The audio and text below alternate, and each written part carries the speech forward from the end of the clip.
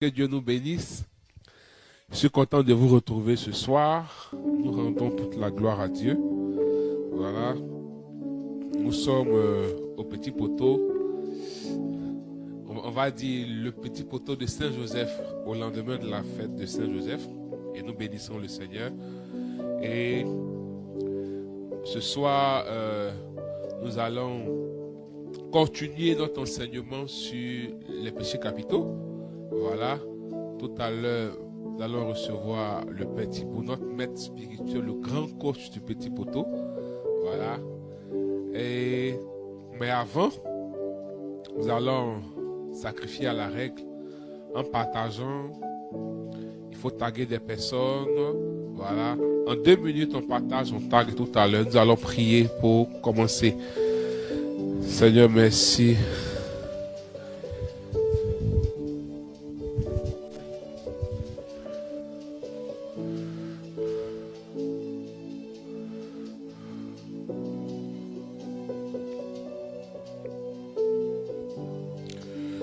Alors, il faut commencer à partager. Commencer à partager.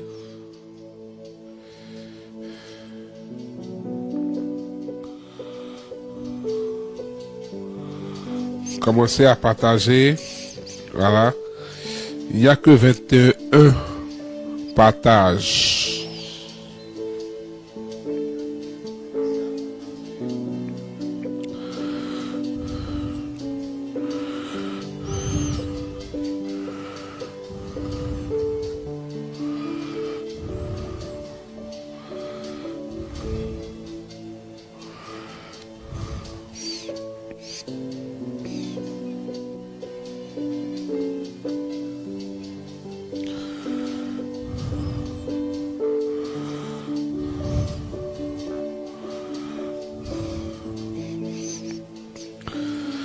Alors, que chacun, parce que c'est une grande démarche spirituelle. Nous rentrons dans des vérités qui nous donnent de rentrer dans la révélation.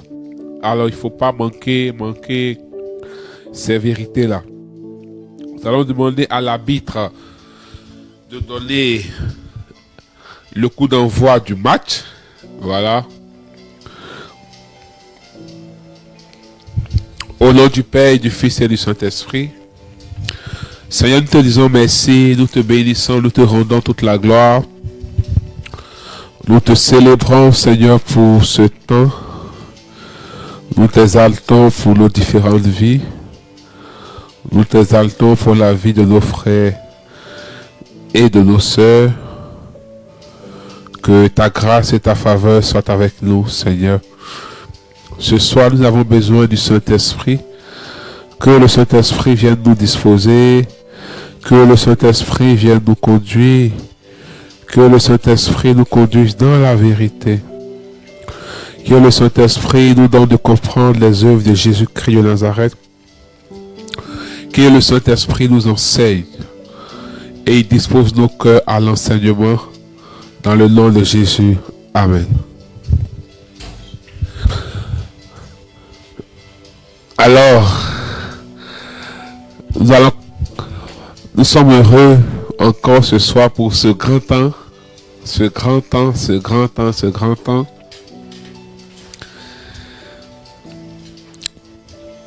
Merci Seigneur, que ton esprit nous conduise et nous dirige, que ta grâce soit avec nous.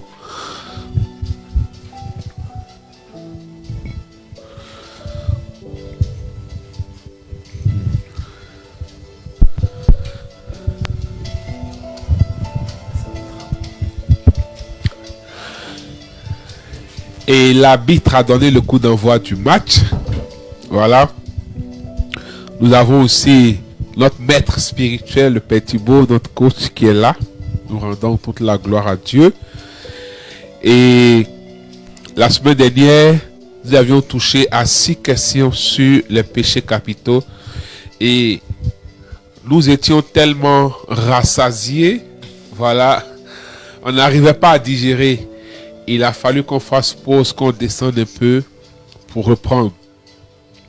Et le week-end qui a suivi, nous Nous avons vécu une retraite extraordinaire. Les écailles sont tombées de nos yeux. La délivrance et la libération est venue de l'enseignement. Nous avons compris une vérité spirituelle encore puissante avec le Père Thibaut sur l'amour de Dieu le Père et sur le livre de l'Apocalypse. Voilà, un livre, le grand livre de la tendresse et de la consolation de Dieu. Et ce soir, nous continuons avec les questions. Bonne arrivée, mon Père. Bonsoir. Merci. Merci pour votre présence. Nous sommes toujours honorés de votre chaleureuse présence qui nous édifie, nous fortifie et nous fait grandir en Dieu. Nous sommes toujours en admiration des vérités spirituelles que nous avons. Et là, il y a encore 7 questions, mon Père. Il y a 7 questions. Et déjà, nous commençons avec la première.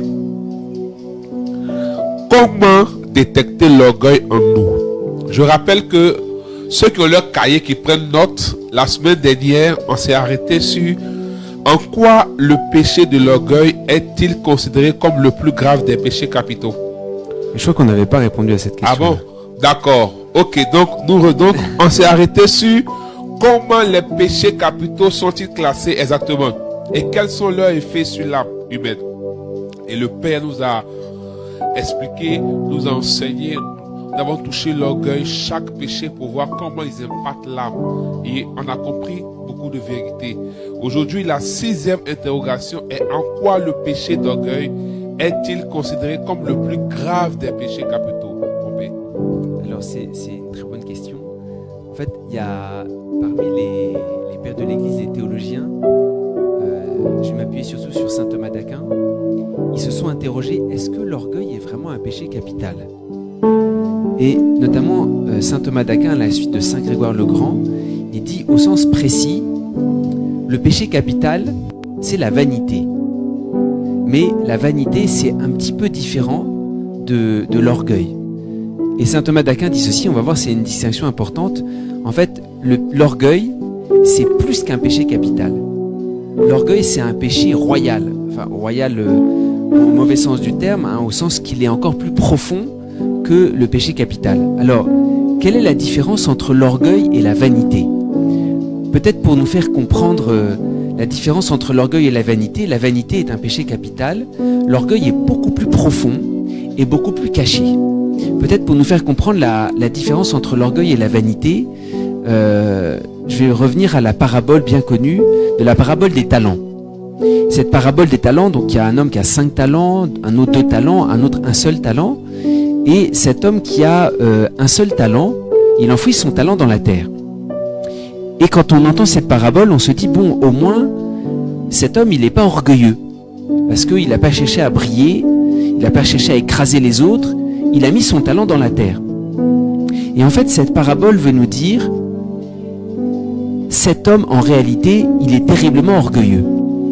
La première chose, c'est que cet homme de la parabole des talents, il n'est pas vaniteux. Puisque comme il a caché son talent dans la terre, la vanité, c'est se faire voir. Et donc, la vanité est un péché capital. Et la vanité, on cherche à attirer les regards, à se faire regarder.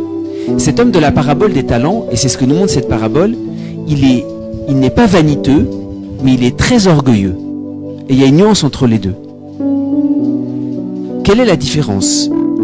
La vanité, donc c'est se faire voir. Cet homme, il est orgueilleux parce qu'il cherche ou il prétend avoir raison contre Dieu.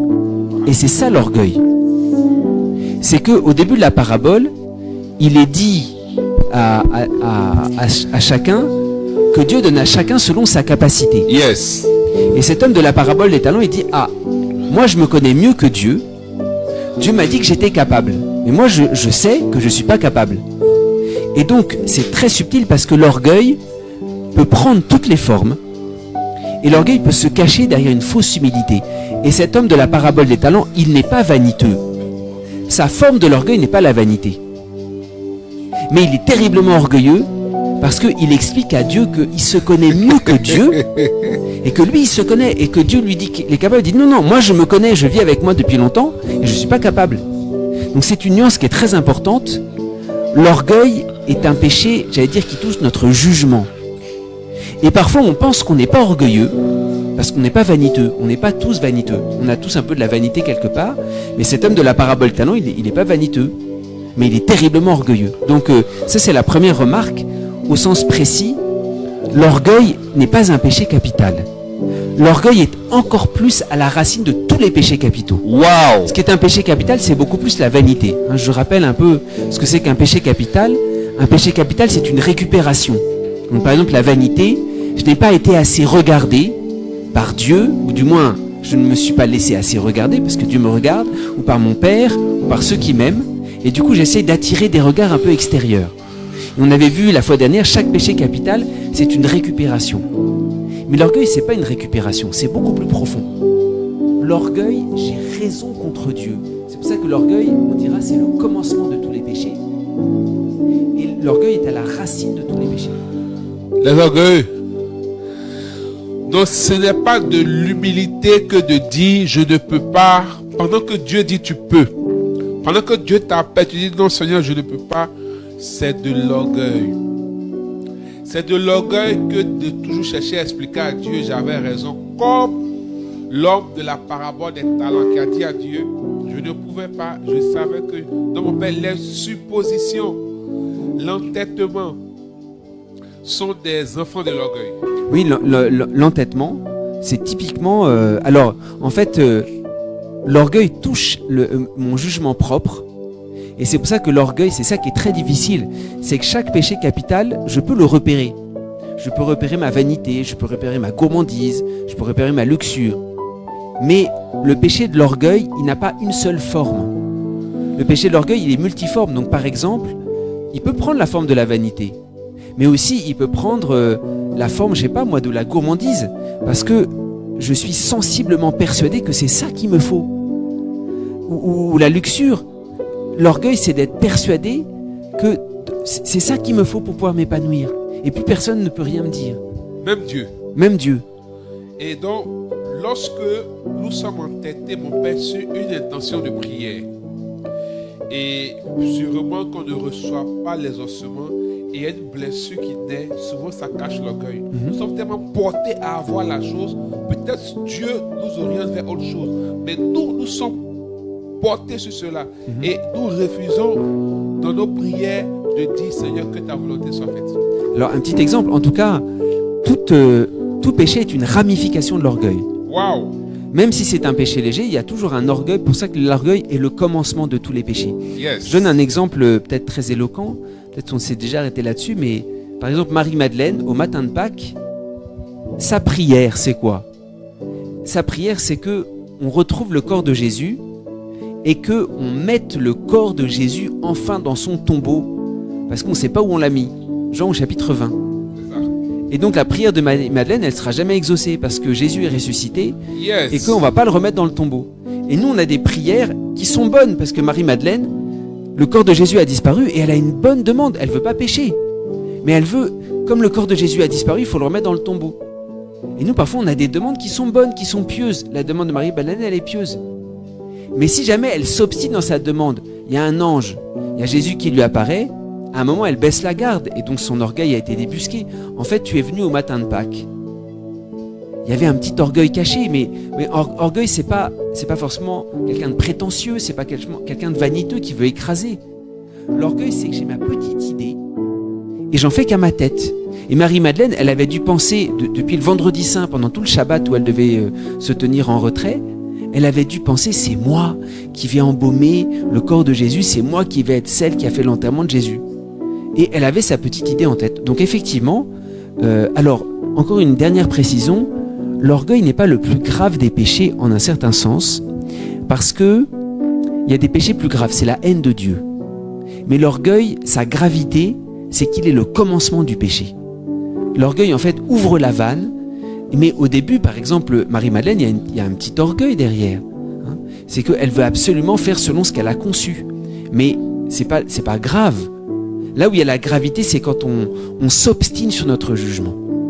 Si par exemple, quand Jésus s'était retourné lors de la résurrection et qu'il avait appelé Marie et que Marie s'était mise en colère en disant non, on ne me fait pas ça, on doit me prévenir d'abord, mais Là, ça serait un entêtement d'orgueil.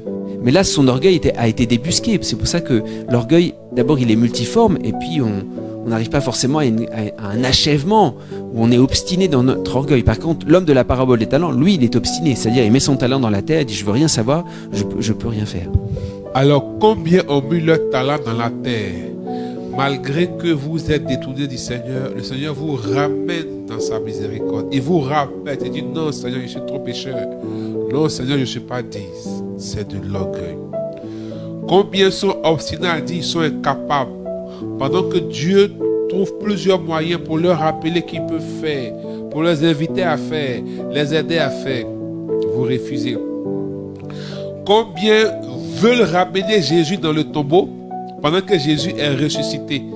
La prière qui n'est pas encore exaucée dans ta vie, demande-toi si ce n'est pas forcé pour remettre Jésus dans le tombeau pendant qu'il est ressuscité. Que Dieu nous délivre de l'orgueil ce soir. Merci mon Père. Ensuite, comment détecter l'orgueil en nous, mon Père? Des exemples et signes d'orgueil. Alors, d'abord, une première chose, c'est que par rapport à l'orgueil, c'est vraiment l'enjeu, c'est de le détecter. Et cette parabole des talents, quand on la lit, on se dit, mais qu'est-ce que cet homme a fait de mal? Puisqu'il a caché son talent dans la terre, c'est pas bien. Et en fait, souvent, c'est les paraboles du jugement dernier qui nous apprennent à détecter l'orgueil. Alors, je voudrais revenir à une petite remarque de saint Thomas d'Aquin qui est très instructif là-dessus.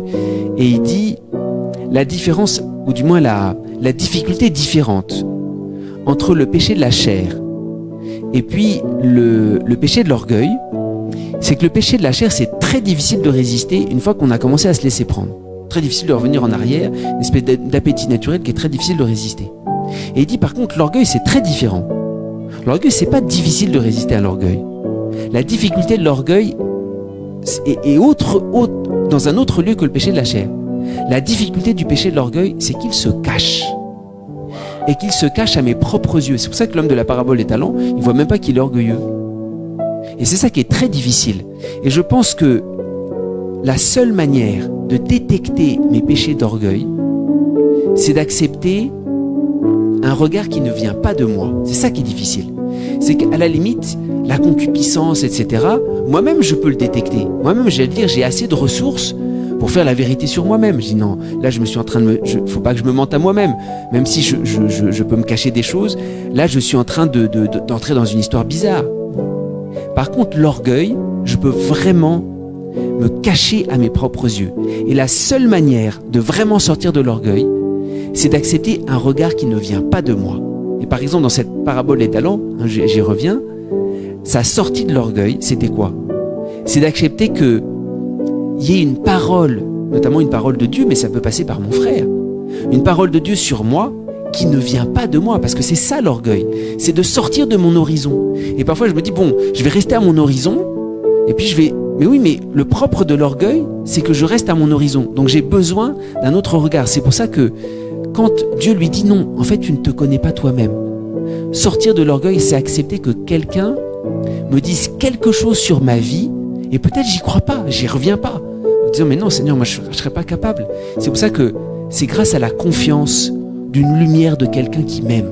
C'est pour ça que ce qui me guérit de l'orgueil, c'est quelqu'un qui m'aime et qui me veut du bien, et qui dit, écoute, je t'assure, toi tu peux tout à fait faire ça. C'est pour ça qu'on a besoin d'être guéri de l'orgueil.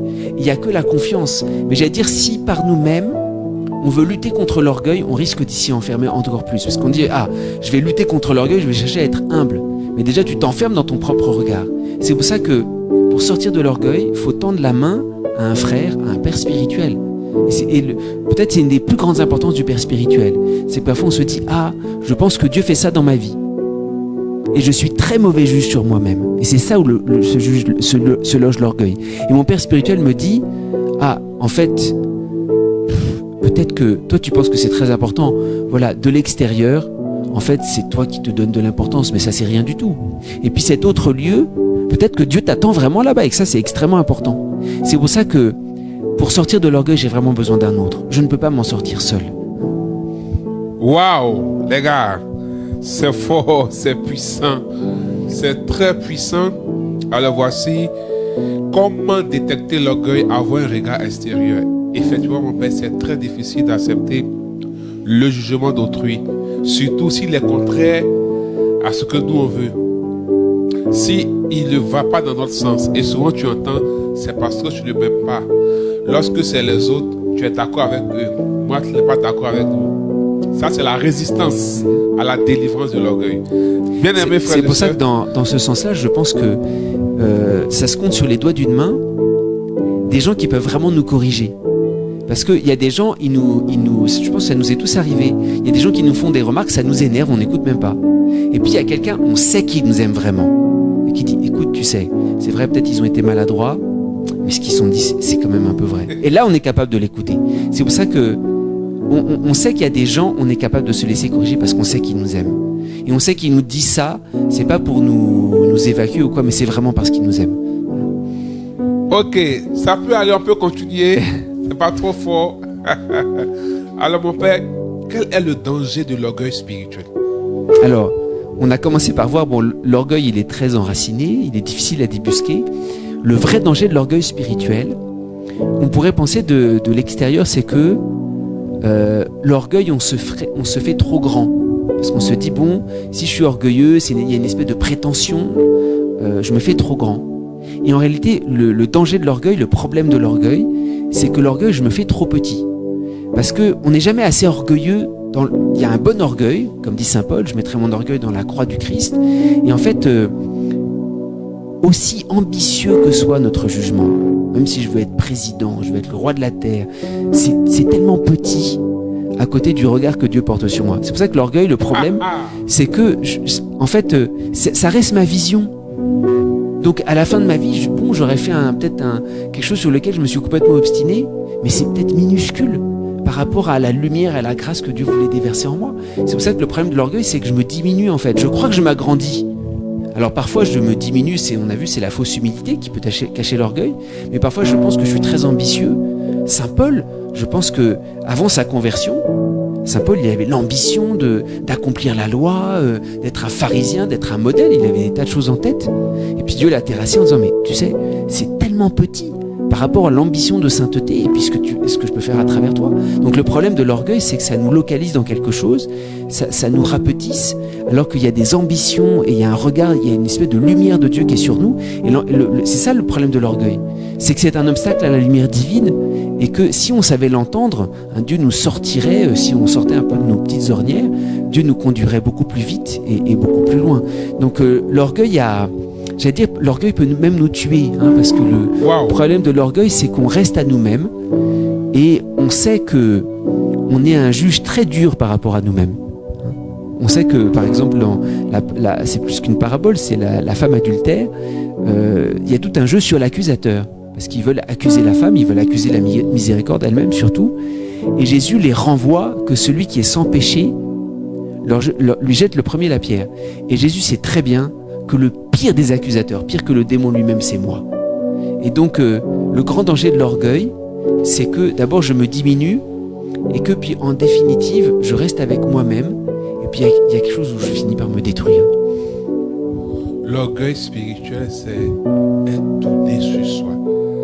Le Père nous révèle ce soir qu'il y a pire accusateur que Satan, c'est nous-mêmes. Ah, les gars, que Dieu nous aide. Alors mon Père, comment est-ce que là, nous essayons de toucher chaque point parmi les 9 péchés capitaux? Comment l'avarice, entre parenthèses, l'agnie, affecte-t-elle les relations interpersonnelles et la société en général? Les agnies, écoutez bien. Comment l'avarice affecte-t-elle les relations interpersonnelles et la société en général? Alors là aussi, je me permets de citer saint Thomas d'Aquin qui a une très belle réflexion sur le péché. Enfin, très belle. Le péché n'est pas beau, mais en tout cas une réflexion profonde sur le péché. Et il compare l'orgueil à l'avarice. Et il dit ceci: l'orgueil, c'est le commencement de tous les péchés. Et il dit l'avarice, il y a quelque chose de très semblable parce que dans l'écriture, on nous parle de l'orgueil commencement des péchés et il précise l'argent, c'est la racine de tous les péchés. L'orgueil, c'est le commencement de tous les péchés, et l'argent, c'est la racine des péchés. Et il explique en fait, la racine, c'est ce qui donne la nourriture. Une plante qui a sa racine dans la terre. Eh bien, avec l'argent, tout devient possible. C'est pour ça que le péché d'orgueil, il est du côté de mon intention, de mon jugement, de la manière dont je vois les choses. Et c'est là que tout commence. L'argent, c'est la racine du côté de l'exécution. Quand j'ai l'argent, je peux mettre en œuvre mon péché. C'est pour ça qu'il y a comme deux vannes. Quand il y a le péché d'orgueil, j'ouvre la vanne qui fait que tous les péchés peuvent commencer. Je me détourne du regard de Dieu. Par contre, avec l'avarice, c'est une autre vanne que j'ouvre, c'est que tout devient possible. J'ai l'argent, je peux accomplir tout ce que j'ai dans la tête. C'est pour ça que c'est la racine au sens où c'est quelque chose qui nourrit. Et l'argent nourrit l'orgueil, l'argent nourrit l'exécution de mes péchés. Et les 7 péchés capitaux, que ce soit la luxure, etc., c'est bien évident que l'argent en est la nourriture. C'est pour ça que l'argent peut augmenter. Alors l'argent en elle-même, elle est bonne, mais du côté du péché, l'avarice peut augmenter considérablement, peut accélérer tous les péchés capitaux. Ah, très clair. Parce que l'avare, il amasse pour lui, pour se faire plaisir, pour se glorifier. Et le Père fait une corrélation importante entre l'orgueil et l'avarice, en disant que l'avarice permet l'exécution de notre ego, nos désirs dont nous sommes remplis. Attention. Ensuite, autre interrogation. Encore moi, mon Père, en quoi est-ce que la luxure peut-elle détourner une personne de sa quête de sens et de connaissance spirituelle? Alors, la luxure, en fait, on avait vu ça un peu la fois dernière. C'est une curieuse expression. Chaque péché capital a des filles, ou des fils ou des filles. Et quels sont les fils ou les filles de la luxure? En fait, les fils ou les filles de la luxure, le péché de la chair n'est pas le plus grave, mais c'est ses conséquences qui sont beaucoup plus graves. Alors, il y a, j'allais dire, 2 ou 3 directions, ou 2 ou 3 implications du péché de la chair qui sont des conséquences. Il y en a un, c'est du côté de la lumière spirituelle elle-même. On sait très bien que le péché de la chair peut me rendre bête. Le péché de la chair peut me faire perdre complètement la raison. Oui, savoir qu'il y a un homme, il a 40-50 ans, il a une famille, puis tout à coup il perd la tête. Je ne sais pas si c'est une expression qu'on emploie ici, c'est le démon de midi, quoi. Il perd complètement la tête, c'est-à-dire qu'il fait une folie. Donc la luxure peut avoir des conséquences, c'est que je perds complètement mon jugement. C'est-à-dire que je suis tellement pris par quelque chose que je mets entre parenthèses ma raison. Voilà. Donc ça, c'est du côté de la lumière. Ensuite, d'une certaine manière, ça touche 3 grandes dimensions en moi.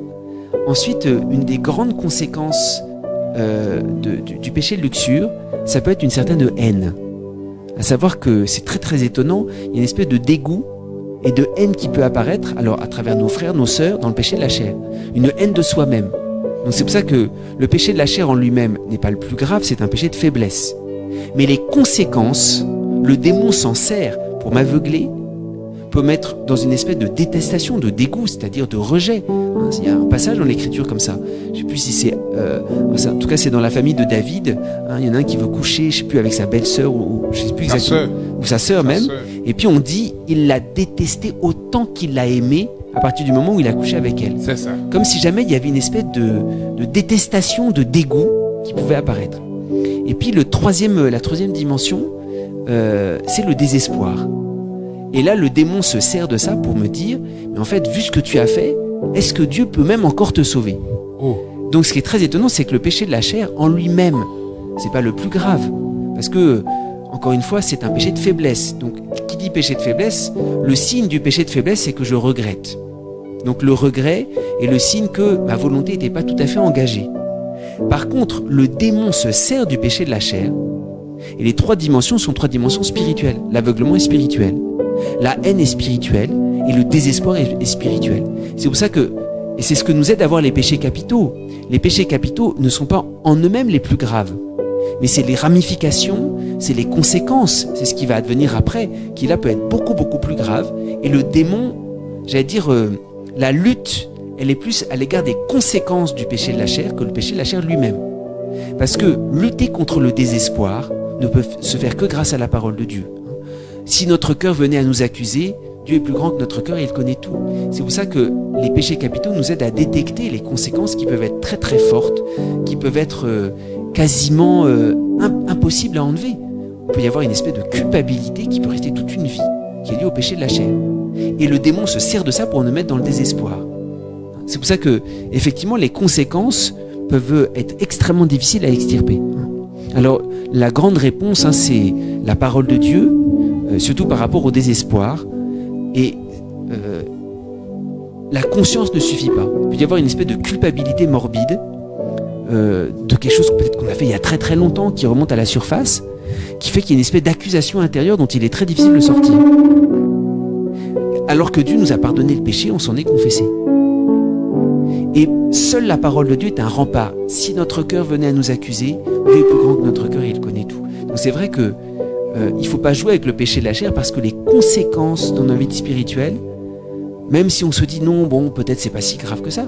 Bon, en un sens oui, mais c'est pas vrai du côté des conséquences. On ouvre une vanne qui ouvre quelque chose qui nous met dans un combat spirituel face au désespoir, face à la haine, face à une espèce d'aveuglement qui peut être extrêmement difficile à engager.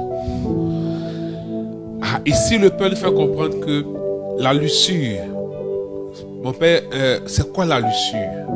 La luxure, c'est quoi? Alors, la luxure, au sens large, c'est un espèce d'appétit. Ça peut prendre de multiples formes, de la fornication jusqu'à des choses qui peuvent toucher l'imagination. C'est tout ce qui est désordonné dans l'ordre de l'appétit sexuel. Donc, le Père dit que la luxure est un péché égocentrique qui est tourné sur nous. La fornication, la masturbation, les déviations sexuelles, les fantasmes exagérés, tout ça. Le plus dangereux, ce sont les conséquences. L'aveuglement spirituel, et il a utilisé une expression ivoirienne. Tu deviens bête. Tu deviens bête. Tu peux aller prendre, la fille va prendre l'argent de son papa, ou bien elle-même tout son argent, donner un gars. Ensuite, il y a la haine. La haine et le désespoir. Et je crois que tout ça nous éloigne totalement de Dieu, de son amour, dont nous sommes déconnectés totalement. Vous voyez comment c'est grave. Et ça nous amène à comprendre pourquoi ce péché a beaucoup pointé du doigt. Parce que le problème, ce n'est pas le péché en lui-même, c'est ce qu'il crée en nous. Parce qu'il est capable de nous fermer à Dieu. Ensuite, mon Père, la jalousie. Une question, la jalousie est un péché, d'accord, mais on dit Dieu est un Dieu jaloux. Est-ce à dire qu'il y a des jalousies qui sont saines et d'autres non? Puisque Dieu est Dieu. Ce qui veut dire que Dieu ne pêche jamais. Alors, quand on dit que Dieu est un Dieu jaloux, il faut distinguer deux choses. C'est comme quand on dit que Dieu est en colère. Il y a une bonne colère, il y a une mauvaise colère. J'allais dire, il y a une bonne jalousie, une mauvaise jalousie. C'est un mot d'ailleurs qui est un peu extrême, parce que jalousie, on veut dire que par exemple une femme qui est jalouse, ça veut dire qu'elle aime tellement qu'elle sort ses griffes, quoi. Donc à travers la jalousie, on veut exprimer une passion qui a quelque chose d'exclusif. Et la passion en elle-même, elle n'est pas mauvaise, comme la colère. La colère est une passion qui implique un espèce de déchaînement, et la colère implique un rétablissement de la justice. Donc il y a une bonne jalousie, au grand sens du terme, il y a une passion de jalousie qui n'est pas mauvaise en elle-même. La passion de jalousie, elle est qu'on tient tellement à un lien qui a quelque chose d'exclusif. Donc en l'occurrence, c'est lorsqu'il y a un lien conjugal, il y a une bonne jalousie, à savoir que je ne supporte pas passionnellement qu'on me prenne celui que j'aime. Alors, l'Écriture se sert de cette analogie de la passion pour dire que de la même manière que pour une femme, se laisser prendre un homme, ça déclenche une passion insupportable. De la même manière, pour Dieu, c'est insupportable que le démon nous prenne, que quelqu'un d'autre nous prenne parce qu'on lui appartient. Donc en fait, c'est un langage, c'est évident, c'est une métaphore. C'est comme quand on dit que Dieu est en colère, quand on dit que Dieu est jaloux, c'est-à-dire Dieu tient autant à nous qu'une femme tient à un homme quand elle a trouvé enfin celui qui l'aime. Comme dit le cantique, je le tiens et je ne le lâcherai pas. Donc c'est une manière métaphorique, c'est une image, mais qui dit beaucoup de choses, comme quand on dit que Dieu est en colère. Souvent on se sert des passions pour s'approcher du mystère de Dieu. Et parfois la passion nous dit plus du mystère de Dieu. Si on dit seulement que Dieu nous aime, j'allais dire c'est un peu extérieur. Mais si on dit que Dieu est jaloux, c'est-à-dire il t'aime plus qu'une femme tient à son mari et ne veut pas le lâcher. Voilà. Donc c'est ça la passion de jalousie. Après, c'est évident, en Dieu il n'y a pas de péché, et la passion de jalousie, il y a le péché de jalousie. Et il faut bien distinguer les deux. On peut éprouver une passion de jalousie, c'est-à-dire tout d'un coup, même c'est curieux, on voit même la passion de jalousie chez les animaux. Je ne sais pas si vous avez déjà observé, moi j'ai observé ça chez les chiens et chez les singes. Avant j'avais un petit singe, et il était d'une espèce de jalousie maladive. Il ne supporte pas que je m'approche de lui et qu'il y ait quelqu'un à côté de moi. Alors au début je ne comprenais pas, et puis un jour il y a quelqu'un qui m'a fait comprendre. Il dit en fait ton singe il est terriblement jaloux, il ne supporte pas qu'il y ait quelqu'un qui t'aime. Donc on s'approche de là où était mon singe, et la personne commence à me tenir par le bras. Et là le singe a pété les plombs. Donc il peut y avoir des animaux qui sont terriblement jaloux. Un petit chien, il ne supporte pas qu'on caresse son frère. Donc il va venir autour de ça parce qu'il est jaloux, c'est la passion de jalousie. Et ça veut dire quelque chose d'une espèce de soif d'attention, de soif d'exclusivité. Par contre, le péché de jalousie, c'est autre chose, et ça va beaucoup beaucoup plus loin, c'est au niveau spirituel. Le péché de jalousie, c'est la tristesse du bien d'un autre. Quand on dit que Dieu est jaloux, ça ne veut absolument pas dire ça. Dieu n'est pas triste de la grâce qu'il donne sur d'autres que lui-même, au contraire. Quand on dit que Dieu est jaloux, c'est-à-dire qu'il tient à nous et qu'il veut nous défendre et qu'il ne supporte pas qu'on soit pris pour le démon, pour quelque chose d'autre. Par contre, le péché de jalousie, il n'y a pas d'ombre de péché de jalousie en Dieu. Le péché de jalousie, on parle de l'envie, c'est plus sa racine au-dedans de nous. Le péché de jalousie, quand il y a une grâce sur mon frère, ça me fait mal. Alors, ça peut être une tentation, il n'y a pas encore péché. Mais comme Caïn et Abel est béni, Caïn, ça lui fait mal. Parce qu'il y a une grâce qui est sur lui. Alors, le grand remède du péché de la jalousie, c'est l'adoration. Et c'est surtout de se remettre, alors, à travers l'adoration, sur le fait que je suis l'unique pour Dieu. Quand on est jaloux, en fait, on se met en seconde position. C'est-à-dire qu'on jalouse quelqu'un, on va faire tout comme lui. Alors même si on ne le dit pas. Mais on se compare tout le temps à lui. En fait, la jalousie, on se compare à une créature. Alors que chacun, on est unique.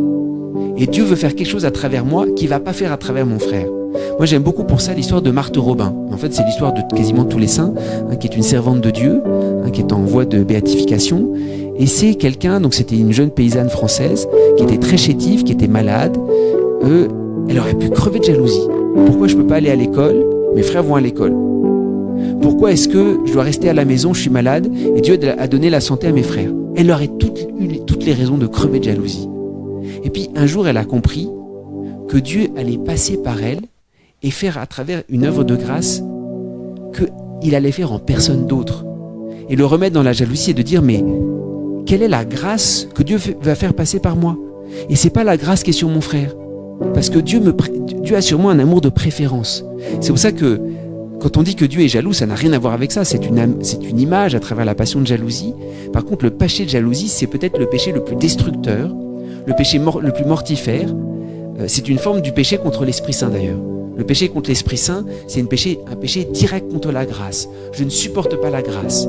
Eh bien, la jalousie, je ne supporte pas la bénédiction et la grâce qui est sur mon frère, parce que ça met en évidence ma fragilité.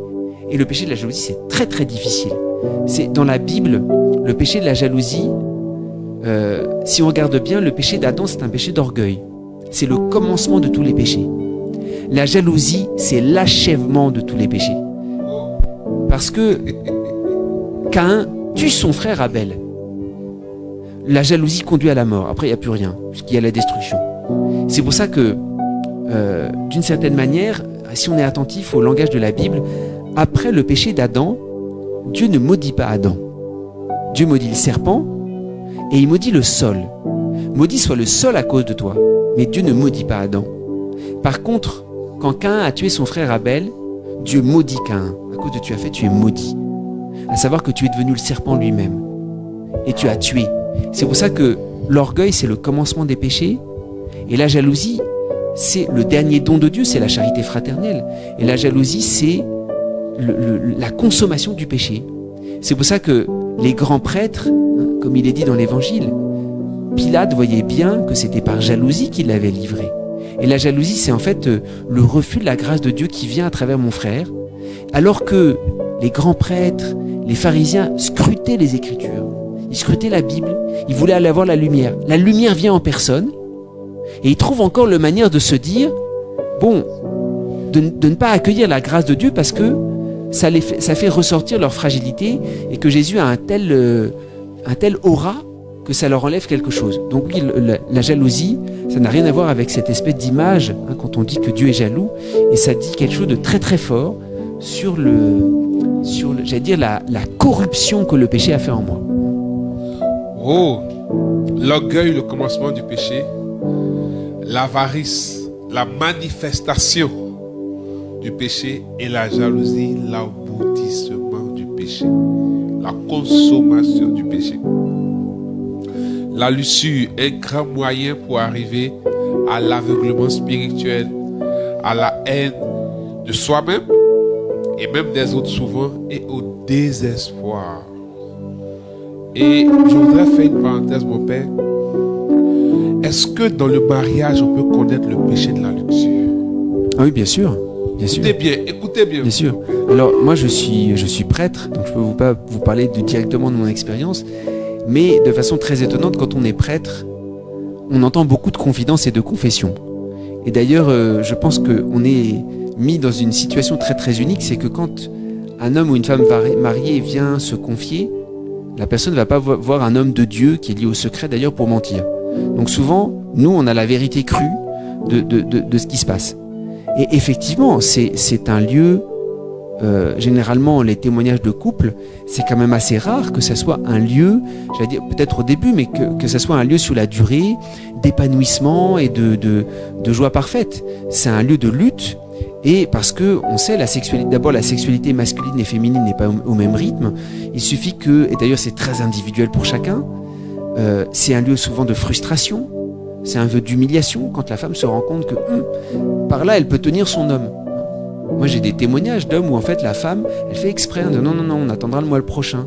Elle fait exprès de faire ça pour tenir son mari, et donc il peut y avoir d'un côté comme d'un autre un espèce de chantage, et puis il peut y avoir du coup, pour de multiples raisons, un manque de respect. Dans le couple lui-même, il peut y avoir un péché de luxure, au sens où en fait, c'est comme un adultère conjugal, c'est-à-dire que S'il vous plaît. Vous avez entendu un adultère conjugal. C'est-à-dire des gens sont mariés, ils font adultère. Vous comprenez la gravité de la chose? C'est pourquoi Paul dit que le lit conjugal soit exemple de toute souillure. Ça voudrait dire, même étant marié, il peut y avoir des souillures. Écoutez bien, d'accord mon père? Alors bon, là-dessus, il faudrait plutôt le témoignage de personnes mariées, mais dès qu'en fait il y a un non-respect en fait de mon conjoint ou du corps de l'autre, il y a quelque chose. En fait, le mariage, c'est pas un cadre qui fait que tout est permis dedans. Yes. Oh, chrétien. Oui. Alors, en fait, c'est extrait. Alors, ça serait un vaste sujet. Nous, comme prêtres, on peut donner quelques orientations, mais je crois que là-dessus, moi, les témoignages les plus dans les préparations au mariage auxquelles on assiste, etc., je pense qu'il y a une des choses très importantes, c'est l'écoute. Une chose très importante, c'est de changer notre vision de la sexualité, qui n'est pas seulement une espèce d'excitation, et puis surtout une espèce d'idée que le monde véhicule, qu'il y a des couples qui sont compatibles et d'autres qui ne sont pas compatibles. Non, la sexualité, elle est extrêmement évolutive. La sexualité, elle se vit sur la durée, elle est très liée à l'écoute. Il peut y avoir des couples qui témoignent qu'au début c'est extrêmement difficile, puis en s'étant écouté, en fait, il y a autre chose. Et en fait, il y a cette espèce d'illusion de penser que, d'abord par rapport à la doctrine de l'Église, souvent on dit oui, l'Église est très très dure parce qu'elle impose de la chasteté avant le mariage. Et c'est extrêmement difficile. Alors, quand on entend des témoignages de couples, pas seulement sur ce petit temps localisé des fiançailles, qui est quelques mois ou un an ou un peu plus, mais sur l'ensemble de la vie, la difficulté de la vie conjugale avec tout cet aspect du don des corps, c'est pas avant, au moment des fiançailles. Le plus difficile, c'est sur la durée. Le plus difficile, c'est d'entretenir la flamme. Le plus difficile, il peut y avoir des moments de rejet, comment gérer ça. Et donc, faut surtout pas penser l'Église est dure et puis l'Église est dans l'illusion parce qu'elle impose la chasteté avant le mariage. Non, il y a une très grande sagesse parce qu'il y a un apprentissage à l'écoute. Et si l'Église demande ça, c'est pas du tout pour épingler la sexualité, c'est qu'il y a une éducation qui se fait sur la durée. Et si je vise sur la durée, c'est pas trop d'apprendre à écouter quelqu'un et d'apprendre une certaine patience. Ça veut pas dire que c'est pas difficile ou quoi. Mais il y a une espèce de sagesse de l'Église quand on considère sur la durée. Et quand on écoute les témoignages, la question du rapport à la sexualité est beaucoup plus difficile à vivre à l'intérieur du couple que seulement le temps du fiançailles, où il faut essayer de découvrir son corps, de maîtriser un peu ses pulsions. Mais à l'intérieur, il y a une espèce de dialogue qui doit se faire complètement, qui doit se faire sur la durée, et qui peut-être n'est possible d'ailleurs que s'il y a eu ce temps de respect. Alors, ça sera une question à part entière. Il faudrait peut-être plus prendre un couple qui peut témoigner ça. Moi, je me souviens d'un couple qui avait dit on se rend compte que... C'est un couple qui disait il y avait eu différentes étapes. Au début, dans leur vie conjugale, c'était extrêmement difficile.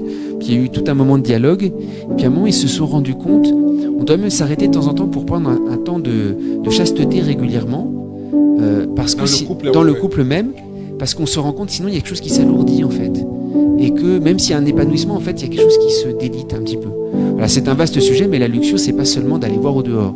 Il y a toute une dimension, comment est-ce que ma sensibilité peut être vraiment donnée à mon conjoint ou à ma conjointe. Et encore une dernière chose, c'est que la sexualité, souvent, elle est pensée peut-être trop sur le modèle de la sexualité masculine. La sexualité féminine, elle est beaucoup plus globale. Et la femme, elle apprend quelque chose où on voit que c'est pas seulement localisé uniquement à l'acte sexuel. C'est tout ce que dit le pape François sur le rapport entre la sexualité et la tendresse. Et la tendresse est beaucoup plus large que la sexualité elle-même. Waouh! Ok, au petit poteau, on s'est dit tout, c'est petit poteau. Donc bientôt, on aura un petit poteau sur la sexualité. Alors mon père, je vais encore toucher un point sur la luxure. Est-ce que les fantasmes peuvent être considérés à un certain niveau comme de la luxure? Alors, il y a différentes étapes, c'est-à-dire qu'un fantasme, c'est une image, j'en suis pas responsable. Tout d'un coup, je suis en train de prier, c'est Saint Augustin qui dit ça. Saint Augustin, alors il parle de ses rêves. Saint Augustin qui s'est converti, il dit mais je suis pas maître des fantasmes qui me traversent. Et Saint Augustin avait une vie assez dissolue avant sa conversion. Il dit mais comment se fait-il alors que je suis converti? Je sais pas si quand il écrit ça il est évêque, mais je suis converti, il a déjà des responsabilités. Honnêtement, il a quand même une certaine sainteté dans sa vie, il le sait lui-même, parce qu'il a eu tout un chemin. Il dit mais comment ça se fait que je fais des rêves aussi bizarres? Donc nos fantasmes, et puis finalement il dit bon, c'est mon histoire, donc c'est ma mémoire qui me remonte à la surface, j'y peux rien. Donc il y a tout un stade où nos fantasmes, on peut pas les, on peut pas les commander directement. Par contre, là où le péché arrive, c'est quand il y a une complicité. Et quand on fait exprès d'entretenir, alors parfois ça peut être indirect, mais le fantasme en lui-même, ça peut être une tentation, c'est-à-dire que c'est une tentation qui m'habite. Mais si je suis complice et que je le laisse, oui, alors là la tentation devient un péché. Et c'est ce que dit Jésus. Si quelqu'un regarde une femme pour la désirer, il a déjà commis l'adultère dans son cœur. Donc le fantasme suffit déjà à ce qu'il y ait le péché. Alors parfois c'est très subtil parce que entre la tentation, la complicité, le fait qu'on aurait été peut-être responsable de ne pas regarder telle chose ou de ne pas aller dans tel endroit, parfois c'est quand même extrêmement subtil. Alors, nous sommes en train de terminer. Mon père, quels sont les moyens suggérés par l'Église pour combattre et surmonter les péchés capitaux?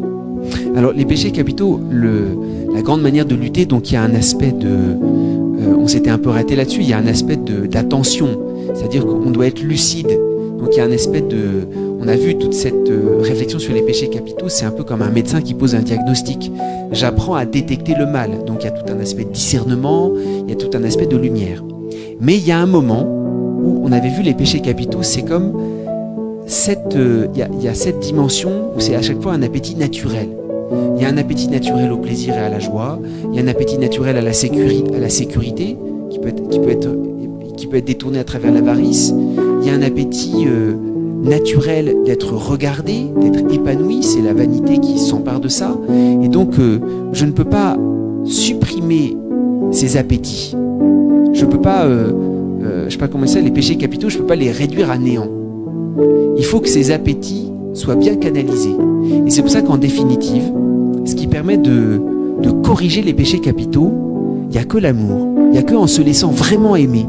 Et par exemple, les femmes de mauvaise vie qui ont entouré Jésus, elles étaient toutes prises par le péché de la chair, quand on cite la pécheresse, etc., qui vient auprès de Jésus. Mais ce qui l'a guéri de son péché capital, c'est quoi? C'est pas de devenir un ange. C'est qu'auprès de la sensibilité du Christ, elle a découvert qu'il y avait un vrai épanouissement sensible qu'elle pouvait même pas imaginer. Elle pouvait même pas imaginer que cet homme, qui n'est pas marié, qui n'a pas de rapport sexuel, il a plus de tendresse que dans tout ce qu'elle a expérimenté dans ses aventures. C'est pour ça que il y a une vigilance, il y a une lutte, parce qu'il faut être lucide sur nos logiques de péché. Mais il y a un moment où il y a une espèce de guérison. Et par exemple, pour le péché de la chair, donc il y a une lutte, etc. Et puis on sait, il y a des lieux où notre sensibilité est reprise dans le bon sens du terme. Par exemple, si vous regardez les saints, Mère Teresa, la manière dont elle tient les pauvres, dont elle soigne les lépreux, etc., sa sensibilité est prise, et sa sensibilité est sanctifiée. Donc, j'allais dire, en définitive, par exemple, pour la vanité, c'est pareil.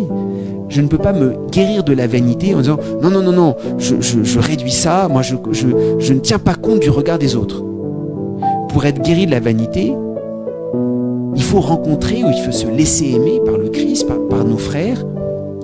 Et là, à ce moment-là, tous les autres regards ne comptent plus. Ce qui compte, c'est le regard de celui qui m'aime, et ça, c'est plus la vanité. Donc, il y a une guérison profonde. En fait, je ne peux pas guérir des péchés capitaux uniquement avec une espèce de tentation de maîtrise de soi. C'est pour ça qu'on avait vu les péchés capitaux sont apparus chez les moines, et c'est un peu la tentation des moines, c'est de devenir des anges, et de penser que tout ce domaine-là, que ce soit la luxure, tous ces péchés de faiblesse, etc., la jalousie, tout ça, c'est petit. Parce que tous les péchés capitaux sont petits. Quelqu'un qui est avare, c'est petit. Il n'est pas capable de sortir un franc, c'est petit. Quelqu'un qui est gourmand, c'est petit. Quelqu'un qui s'est laissé prendre par le péché de la chair, c'est petit. Quelqu'un qui est en colère, et quelqu'un qui est très colérique, après il a honte, parce qu'il s'est laissé complètement attraper. La jalousie, c'est petit. Tous les péchés capitaux, c'est petit. Et d'une certaine manière, la grande guérison des péchés capitaux, c'est que il y a cette espèce de choses petites. Alors, il y a une tentation angélique de se dire, bon, tout ça, c'est pas pour moi je serai jamais jaloux, moi je vais jamais tomber dans le péché de la chair, moi je suis un ange.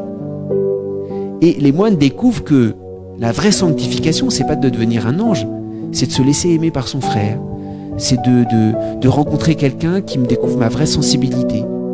Et la vie monastique a beaucoup réfléchi sur les péchés capitaux pour éviter une espèce d'ascension angélique très imaginative, pour dire non, le Christ vient te rechercher dans toute ta fragilité, et rien n'est petit pour Jésus. Donc l'Église nous propose tout un chemin, c'est vrai, de sanctification, de lutte, mais aussi de guérison fraternelle, peut-être beaucoup plus simple que ce qu'on penserait. Très bien, l'amour de Dieu guérit, l'amour de notre frère nous guérit des péchés capitaux. Se tourner vers le Seigneur et laisser le regard miséricordieux de Dieu nous toucher. Alors mon Père, la toute dernière question. Comment surmonter le péché de la paresse spirituelle? Alors, la paresse spirituelle, on parle de la paresse spirituelle ou assédie. Il faut bien distinguer, comme on a distingué pour la jalousie ou la colère, il peut y avoir... donc l'assédie, c'est tout d'un coup, il y a une espèce de dépression qui fait que les choses me disent plus rien du tout. Il faut bien distinguer une dépression qui n'est pas un péché. La dépression, ça peut être une maladie. Et c'est une maladie extrêmement difficile à vivre parce que c'est comme s'il y a un espèce d'effondrement intérieur. J'ai plus de ressort intérieur pour avancer, peut-être à cause des événements de la vie, mais parfois ça peut être ma constitution physique que j'ai héritée de mes parents. Il peut y avoir des tempéraments extrêmement dépressifs. Et c'est une maladie, et c'est pas un péché, c'est une maladie extrêmement difficile à vivre parce que quand je suis paralysé des deux jambes, personne ne va me dire « lève-toi ». Mais quand j'ai vraiment cette maladie qui est la dépression qui est en moi et que je suis incapable de me lever, si quelqu'un me dit lève-moi, je peux pas me justifier. C'est pour ça que c'est très difficile, c'est une vraie maladie, la dépression. Et parfois c'est une paralysie, pire qu'une paralysie physique. Et quelqu'un qui témoigne de ça nous fait prendre conscience, il faut avoir vécu avec quelqu'un qui a une dépression ou soi-même passer par quelques étapes pour comprendre qu'on risque d'être extrêmement dur parce que c'est une maladie psychique qui est très très cachée à l'extérieur. Donc il faut bien distinguer, il peut y avoir quelque chose qui est de l'ordre d'une maladie. Et puis l'acédie à proprement parler, c'est une espèce de complicité avec la tristesse. Il peut y avoir des tristesses dont on devient complice. Alors là, c'est un espèce de péché.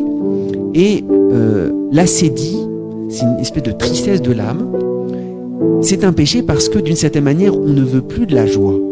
Très très bizarre, mais on est capable de préférer la tristesse à la joie. Nous on se dit, mais non, nous on est tous pour la joie. Quelqu'un nous propose d'être joyeux, nous on est pour la joie, on est pour le plaisir. En réalité, la joie de Dieu, elle nous éprouve parce que on ne peut pas tout à fait la posséder. Un petit enfant, il est dans la joie, et quand on est dans la joie, j'allais dire, l'adulte disparaît un petit peu. On entre dans la joie, on ne maîtrise pas notre joie. Par contre, notre tristesse, on peut la maîtriser. Parce qu'on connaît, c'est triste, mais au moins on est chez nous. C'est pour ça que parfois il peut y avoir une tentation très subtile. Alors d'un côté, il y a cette espèce de dépression, c'est pas un péché, mais l'acédie devient un péché quand on est le complice de notre tristesse. Par exemple, on nous a fait mal, et nous-mêmes on ressasse ça. Alors parfois c'est un réflexe, c'est pas notre faute, mais jusqu'où est-ce que nous-mêmes on est le complice de notre propre tristesse? Et la question du péché de l'acédie, elle est là.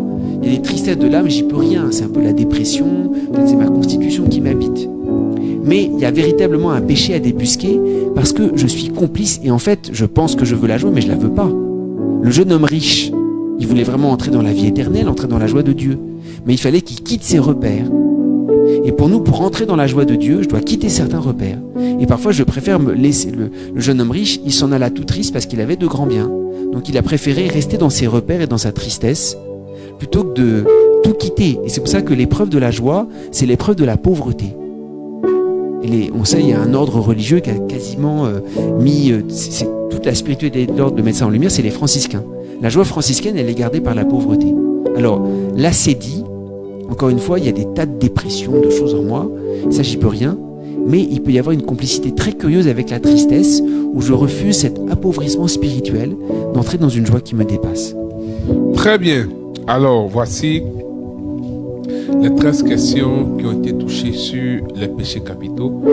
Et pour terminer, nous allons demander des conseils au Père pour notre vie spirituelle dans ce temps de carême où nous marchons dans l'assurance et l'espérance vers la semaine sainte et vers Pâques, pour que nous puissions réellement ressusciter avec le Christ et vivre une vie spirituelle qui nous conduit à la statue parfaite du Christ. Alors peut-être on a fait ce petit parcours sur les péchés capitaux, on a parlé de plusieurs péchés. Dans notre état d'esprit, je crois que c'est très important, c'est vrai de prendre conscience de nos fautes et de notre responsabilité. Parce qu'il y a des fautes dont on est responsable, et la faute implique une responsabilité. On a une certaine culpabilité à porter. Mais il faut aller beaucoup plus loin. Et les péchés capitaux, c'est pas seulement qu'on est responsable de certaines fautes. Les péchés capitaux, c'est qu'il y a une maladie qui s'est installée. Et Jésus aime bien prendre ce registre. Il dit ce ne sont pas les bien portants qui ont besoin du médecin, mais les malades. Et les péchés capitaux, cette réflexion, c'est pas d'abord pour nous accuser en disant « Ah, tu es responsable, regarde ce que tu as fait ». Il y a une part de responsabilité, très bien. Et parfois d'ailleurs, la responsabilité, est-ce qu'on la verra vraiment qu'au ciel? Jusqu'où est-ce que je suis responsable de ce travers? Est-ce que ça vient de moi ou pas? Mais de façon plus profonde que la responsabilité, c'est ma misère. Que je sois responsable ou pas, c'est ça, c'est cette misère qui est là. Est-ce que je donne cette misère à Jésus? Et parfois, je peux me laisser accuser, et du coup, le démon revient, c'est l'accusateur, ou bien je me situe sur le registre de la maladie en disant « Seigneur, je suis malade. » Je n'arrive même pas à voir si c'est jusqu'où est ma complicité dedans. « Seigneur, je te donne tout ça, je suis malade, guéris-moi. » Et toute cette méditation sur les péchés, c'est pour entrer dans la guérison. Et on peut avoir cette certitude. Dieu veut nous guérir. Ça, on est certain. Dieu, parfois, permet qu'on soit triste pour faire pénitence. Mais Dieu veut jamais qu'on soit dans le désespoir. Dieu ne dit jamais, vu ce que tu as fait, est-ce que je vais pouvoir faire quelque chose avec toi? Dieu veut toujours nous guérir du péché. On peut être certain de ça. Il y a des choses peut-être de notre corps, Dieu va mettre du temps, il y a des maladies que Dieu permet. Mais le péché, Dieu veut nous en guérir. Et si on a cette espèce d'attitude d'apporter notre misère à Jésus, la guérison n'est pas loin. C'est pour ça qu'on doit vivre, ou du moins changer notre vie après ce regard sur le péché, entrer dans une immense espérance. Immense espérance. Parce que je suis certain, une fois que j'ai débusqué un péché, je sais que Jésus veut m'en guérir. Super, je sais que Jésus veut me guérir lorsque j'ai débusqué un péché. Alors, ces 2 mercredis ne sont pas pour que nous puissions faire une relecture et avoir de nos péchés, avoir la culpabilité, mais que nos regards soient tournés vers l'espérance que Jésus porte. Et l'espérance sera encore manifeste à cette Pâque qui approche à grands pas. Bien-aimés frères et sœurs, nous disons merci au Père Thibaut, merci à tout un chacun de vous. Nous nous retrouvons le mercredi prochain pour l'intercession prophétique. Nous serons au terrain des exploits. Nous allons demander au Père Thibaut de nous bénir, de prier pour nous, pour que la grâce de Dieu nous aide dans cette démarche de conversion. Seigneur, nous voulons entrer dans cette semaine sainte qui approche. Nous vivons la semaine de la Passion. Nous avons vécu tout ce carême, peut-être pas assez profondément, pas assez spirituellement, mais nous entrons dans cet immense temps de grâce où le Seigneur va entrer dans la mort, va entrer dans toutes nos plaies, dans toutes nos blessures, et le Seigneur vient nous chercher avec une espèce de tendresse infinie. Il faut confier toutes nos colères à Jésus, toutes les choses qu'on ne comprend pas, parce que lors de la Passion, Dieu est complètement innocent. Dieu est complètement innocent du mal. Lors de la Passion, Dieu c'est l'agneau, et l'agneau, c'est la grande révélation de l'innocence de Dieu. Il n'y a aucune complicité avec le mal. Par contre, de notre côté, il y a tellement de logique de mal à offrir. Alors il faut faut demander à Jésus de nous laisser toucher par cette innocence de l'agneau qui vient nous rechercher, qui vient nous guérir. Et on ne peut pas réaliser la tendresse avec laquelle Dieu vient nous chercher. Nous allons nous confier à la Vierge Marie, qui est le signe de cette présence de la tendresse de Dieu en nous, qui veut comme une mère prendre nos péchés de jalousie, nos péchés de comparaison, pour nous dire, mais mon enfant, si tu savais comment tu es grand pour Dieu, comment tu es regardé par lui. Je vous salue Marie, pleine de grâce, le Seigneur est avec vous. Vous êtes bénie entre toutes les femmes, et Jésus, le fruit de vos entrailles, est béni. Sainte Marie, Mère de Dieu, priez pour nous, pauvres pécheurs, maintenant et à l'heure de notre mort. Amen. Le Seigneur soit avec vous et avec votre esprit, et que Dieu Tout-Puissant vous bénisse, le Père, le Fils et le Saint-Esprit. Amen. Amen. Bonne soirée à tous et à toutes.